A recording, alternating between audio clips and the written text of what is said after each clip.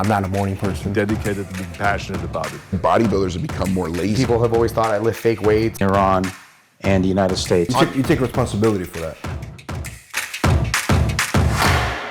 I want to ask you, you're talking about cardio and cardiovascular health, right? So I was talking to a doctor recently, right? He was telling me that, okay, so I want to get your opinion on this, right? Yep. He's a doctor, but obviously doctors, when they talk about lifting and this and that, they talk Was he a about, cardiologist or a heart surgeon, or what was it? It was a cardiologist. Yeah, I was talking to a Okay. cardiologist. And he was telling me that, okay, two things. Heavy lifting over a period of time, long period of time is not great for you, for your heart. He said that because actually the heart can actually grow also, like just like a muscle can grow, you know what I mean? And second thing is, it's also not good for your blood pressure. He told me a lot of bodybuilders that deal with blood pressure issues. Have you heard that before? And have you dealt with blood pressure issues over the course of your career or any type of heart problems?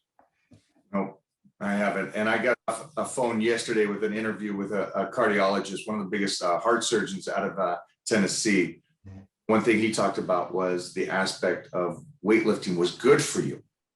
And the reason why that is because when your heart gets older and older as you get older, it's the problem of pumping. And they figured now with all the studies is that the pumping is coming from weight-bearing cardio would help it pump better than cardiovascular.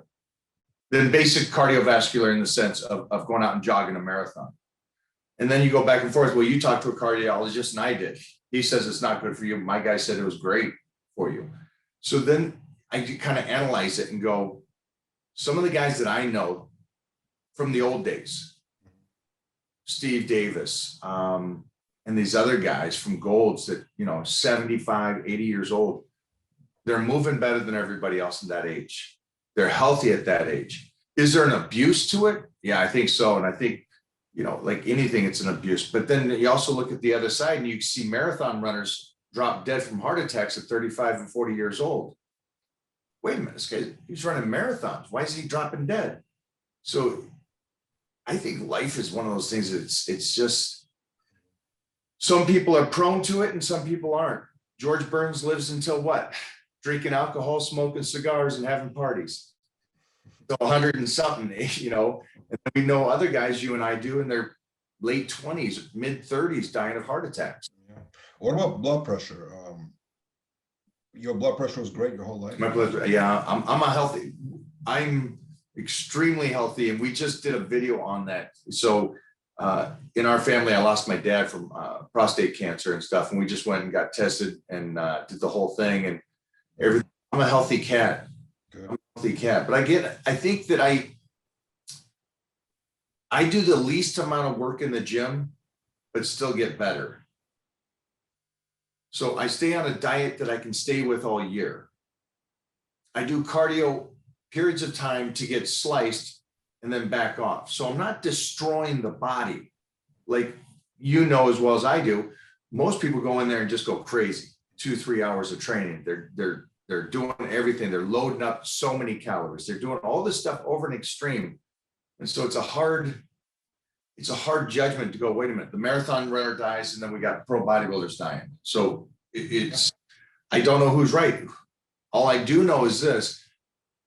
For me and everybody I've worked with around the world, the least amount of work, but still get better. Does that make sense to you? It's not about going in there and being a beast. Like we go back to the guy being tough because his dad died. I'm tough. I don't have to do it. Right. I work out 3 hours a day. It's not tough. That's dumb. Go in, do the work you need to do, get better, and get the heck out. Or smarter, basically, right? So that's how my approach has always been. So I see these guys and these mid 40-year-old guys now that are talking about health and fitness and what to do. And I can see the chip on their shoulder because they never became a successful bodybuilder. They never got, magazines and guest posts. They didn't get all that stuff. So I see them very angry, but I also see their bodies deteriorating and getting smaller. But these are the guys that are out there giving lectures about how to do health and fitness. And that makes me ill compared to like somebody like Stan Effernan, who's still healthy as can be. These guys that are doing it and doing it right relative to these other guys that are doing it wrong. it's a tough world we live in with social media because you get both sides of it. And it goes back to what you said. Who do you listen to? And I don't think society is in the position. It's not as easy. If you look at a billionaire, you know he's done it, right? Good job. He's great. In health and fitness, they look at these guys that did it 10, 15, 20 years ago, and there's a picture of them 20 years ago, and they're on stage and they're a shadow of themselves, and they're talking about how to do it. But the kids don't look at that and go, well, wait a minute, I'm missing one thing. I get he was good. Why isn't he good? Because I think most people want longevity now, or at least the people in my world does. Which one person do you think influenced you the most in the fitness industry?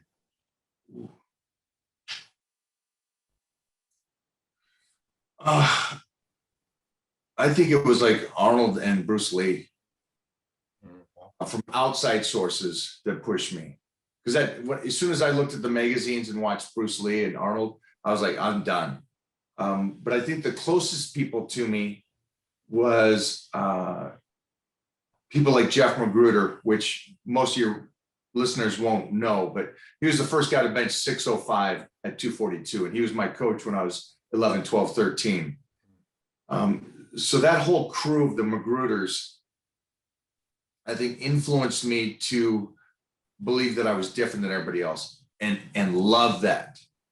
Not want to fit in, but want to fit that lone wolf, that outside cast. Those guys influenced me in that sense.